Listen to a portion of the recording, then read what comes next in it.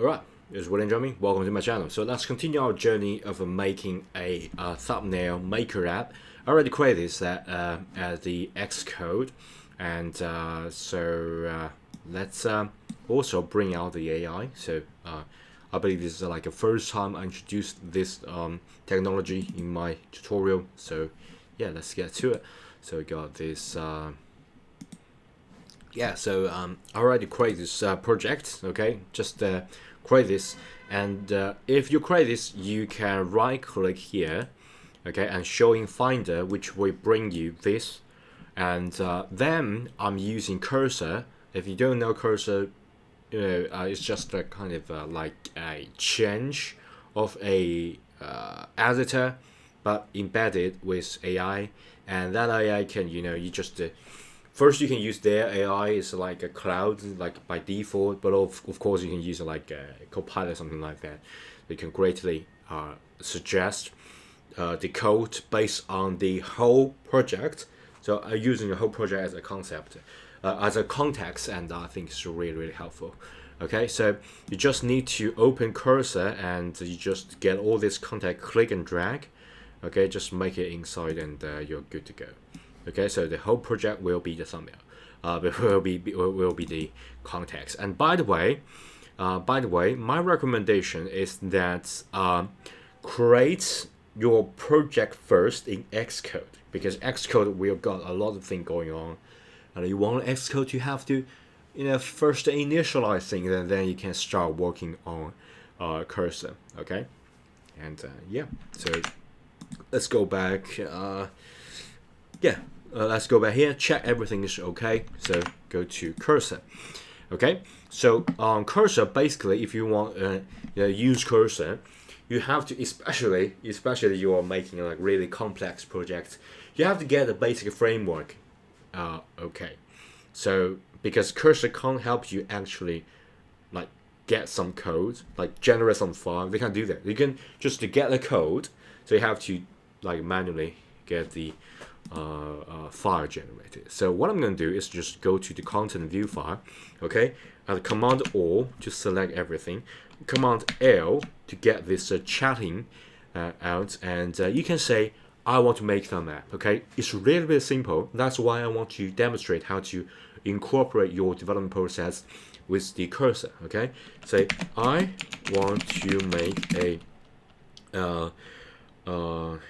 iOS app that can help me make thumbnail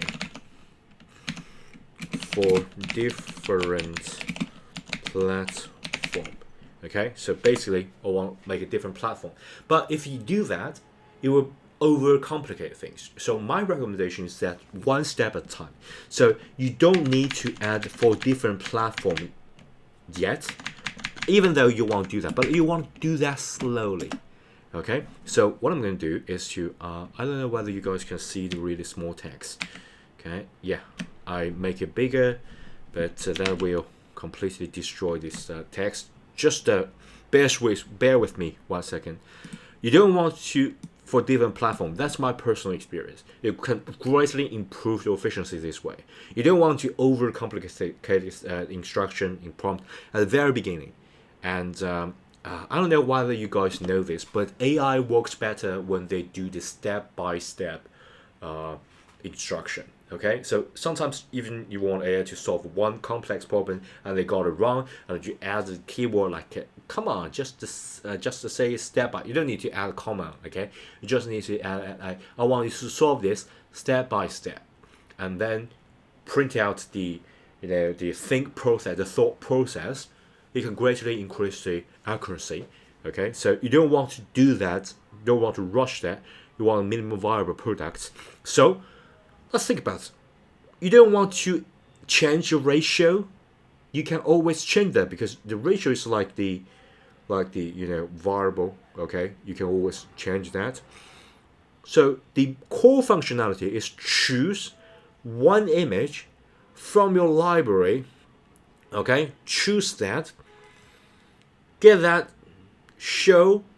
image, because you want to actually get some like interaction. You want that image to show on this view, And then you want a input box down below. You want to input some text, okay? And once you finish that, the text will say make the thumbnail, and will print above. You just want that core functionality, right? So that's exactly what I'm going to do.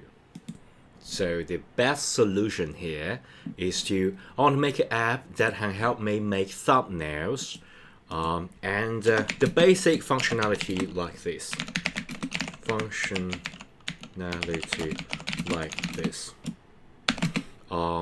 You input.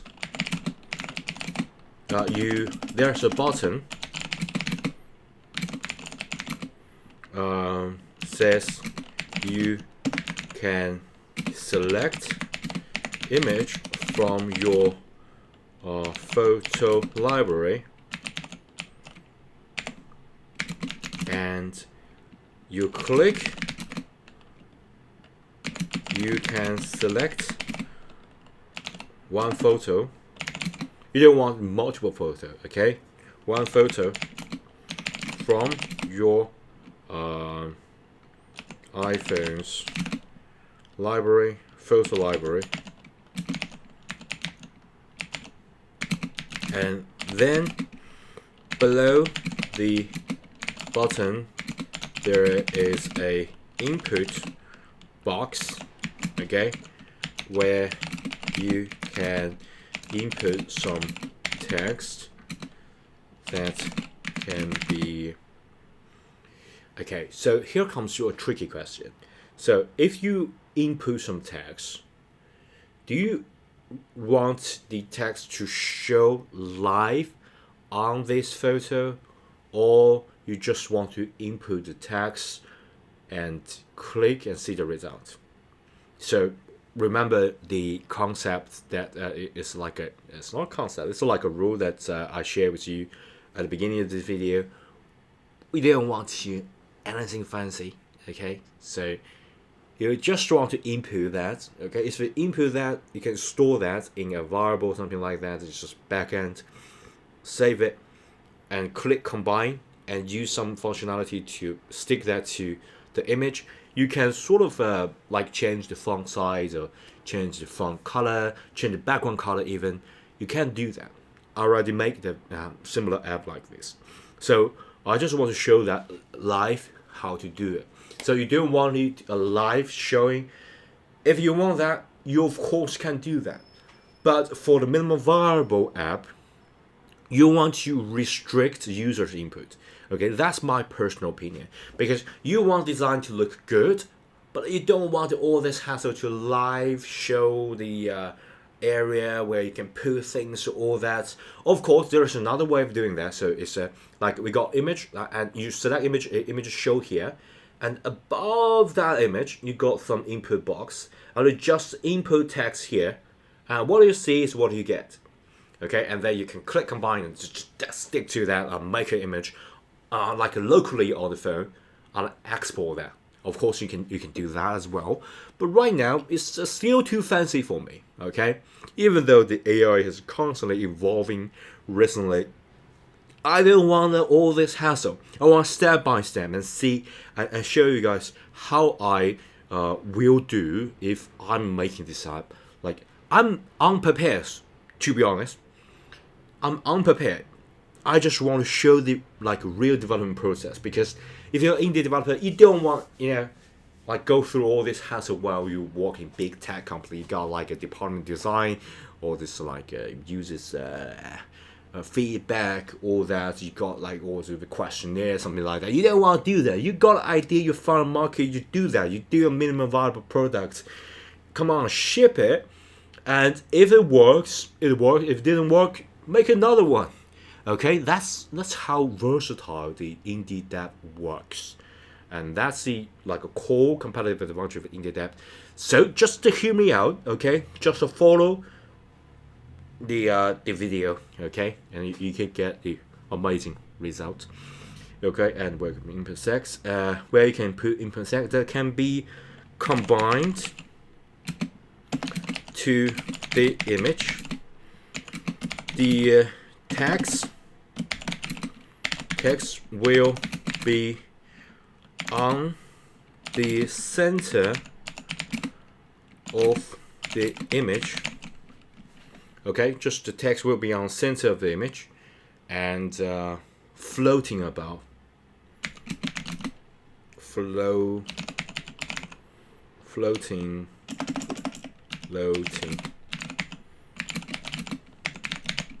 Okay, be center and float above that. So I think it's a fairly like a good explanation. Okay, so remember, every time you give instruction, you have to make the cursor or AI to consider the code base.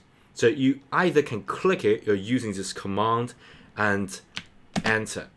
You have to do that. So if you don't do that, there's no point actually using something like this. All right. And yeah, luckily I got this error indexing code base. I frequently encounter that. This may be because of outage of Cursor's server. Okay, if you click open settings, there's like nothing you can actually do here. Okay, so yeah, this is not your fault. It's not your fault. It's just some stupid indexing mistake. So sometimes you can go back and do that again, and sometimes it will solve this issue. Okay, you can just don't show me again.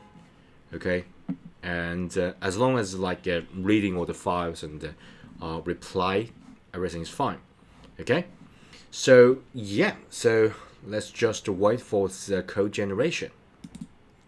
Okay, here comes to an exciting part because you automatically generate things, and of course you have to review that. So you have to change your mindset into a developer, into a like senior developer. So you have to review the code, and that's exactly what we're going to do. So we got the content view. So you click this content view, so you know what you're doing. Right now, I want to. That's normally I would do. It's just to make it like smaller right now.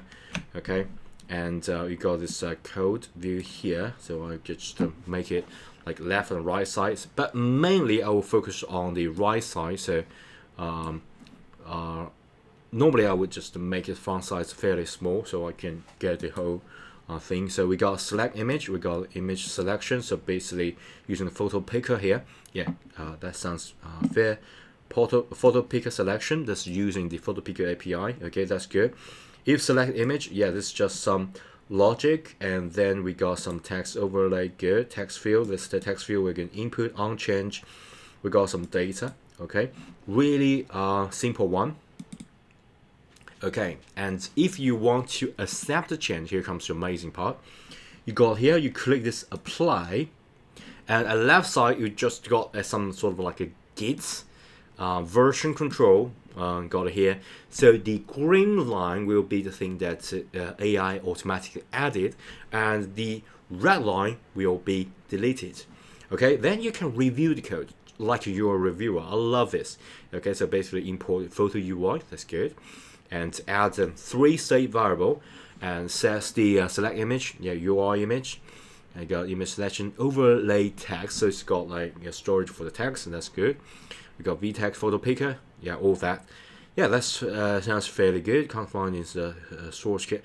Yeah, it doesn't really matter because the final site is in Xcode. So if you think that's yeah, seemingly everything is okay, you can just accept it, or you can do that manually. Click this Y here, command Y here to accept the part of the change, or you can just accept everything by using command and enter, then accept everything. And right now, if you go back to Xcode, still nothing changed because you haven't saved it. So in order to sort of sync this back to here, you need to command S to save it and go back to Xcode, and Xcode automatically update everything. Okay, and then you debug.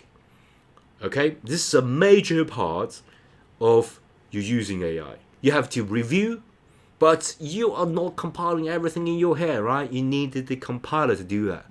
So you debug. Right now, everything seems pretty good because we just took a really small step at a time. And we got select image, we got overlay text. That's brilliant. So we can click here to select the image. We jump out and load the image on your phone, right? And then we can cancel. That's good. We can enter, okay? That's pretty good. That's pretty good. Okay, we can select a specific image. Okay, so select this flower thingy here, and then we can load the flower here. That's good. And then we can enter some text, like let's enter William. Okay, so we got a text floating above. That's brilliant. So this is William thumbnail. Okay, that's brilliant. Right. So did you see that? So even though I try to make it simple, but if AI already know what we mean, they can of course add a little bit. So yeah, as you guys can see, my previous thought is that I like this is like a second video thing, but the AI already helped me do that. So that's brilliant.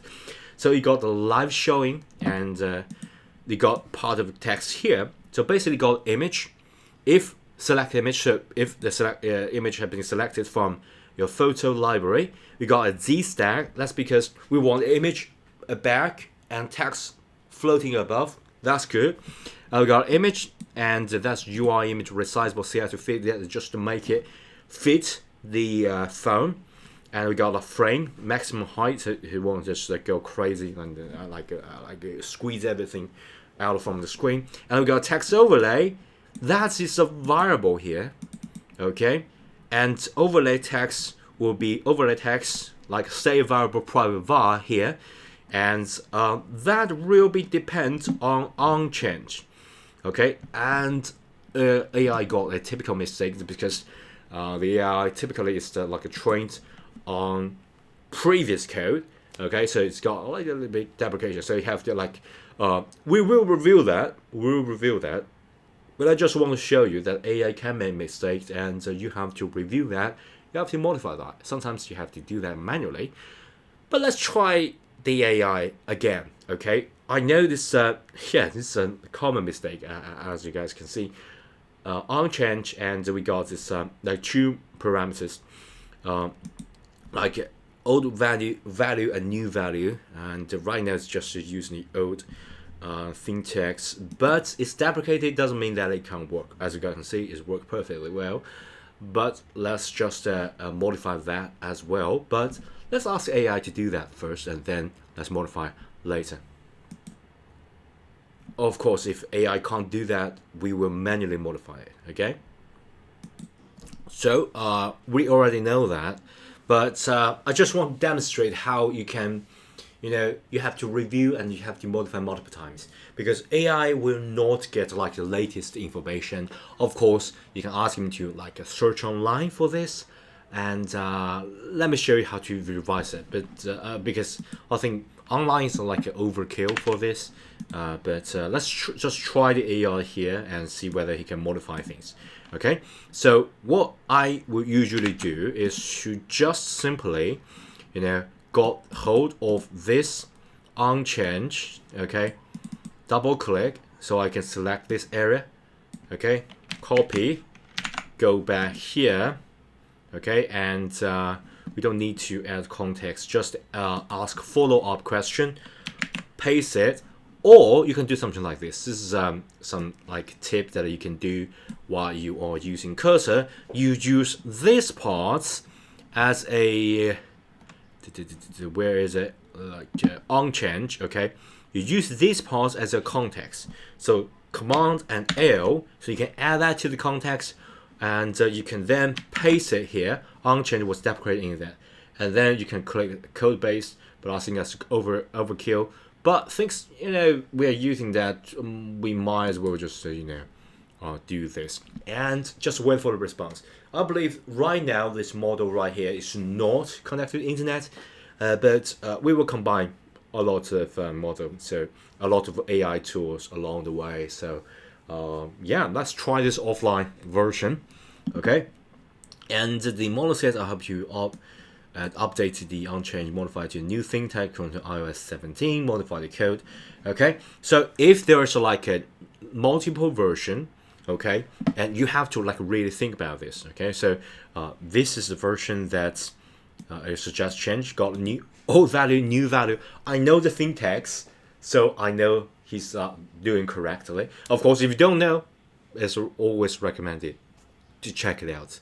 Okay, but of course you can just simply brute force apply it and try it out. Okay, so if you got that, you can apply it. Of course, it would like blah blah blah, a lot of things like old value, the previous value before the change, new value after the change. You don't need to use old value. You can use the underline. It's a syntax. I already know that. I hope you guys already know that. If you don't know, do please learn. Okay. Using AI does not necessarily sort of grant you the immunity of bug-free or something like that, or didn't give you a pass that you don't need to learn new things. Just use AI, use your prompt. Doesn't work like that way. Okay, so as the project get complex, if you don't know what you're doing, you will get confused really quickly, and you have a really hard time debugging. And if you don't know how to organize it or sort of nudge the AI into the way that it's supposed to work, you might as well write from scratch, okay? Because they will get really confusing. And I have tried that before the cursor area, okay? You don't have the context, so and the context got like the token limits, so you have to try really hard to simplify code and ask them again, and and change the format of the question to another sort of question, and ask it again, and do that, and repeat, and then I got really fed up and say, well, this is not going to work. Okay, I'm going to write it from scratch, and it worked. Okay, so yeah, that's my experience. So don't just think that you use AI then you don't need to learn. You also need to learn. You constantly need to learn, and you just using AI as your co-pilot, as the name suggests. But it's not co-pilot. It's I believe it's like a cloud Sonnet 3.5, like a newer version, but it got like the same name of 3.5. I don't know why they named this way. Doesn't really matter. Let's just continue. So we are going to. You don't need to use it. You ignore it. Right now, I'm going to use this version. Of course, you can ignore that, use this version as well. Both versions will work, but the second one is cleaner if you don't need reference to the old value. This change make code compatible with the iOS 7 11 version. And we got like another one, okay, to replace this in the code. Look at this line. So yeah, here comes you the quirky parts of using AI to help you write the code. You give him multiple versions. You get multiple suggestions. You have to know what are you doing, okay? So if you are going to use the old value or new value, you choose this version. If you don't need, use underline to represent like a sort of like a placeholder just to hold the format or continue. Or